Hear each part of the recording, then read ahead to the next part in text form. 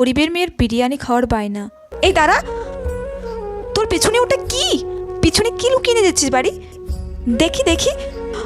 আসলে দিদিমণি, এখানে একটু বিরিয়ানি আছে, তুমি তো ফেলে দিয়েছিলে না।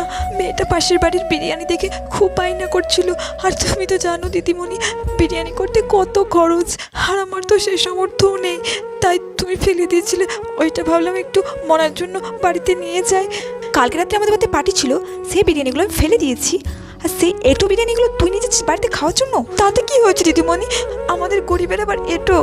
তাড়াতাড়ি বিরিয়ানিটা এখন ডাস্টবিনে ফেলে আয়।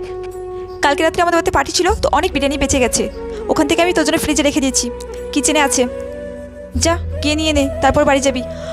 আচ্ছা দিদিমণি, আমি এগুলো ফেলে দিচ্ছি বাইরে। আর কখনো কারো ফেলে দেওয়া এঁটো জিনিস খাবি না, কারণ তোরাও তো মানুষ।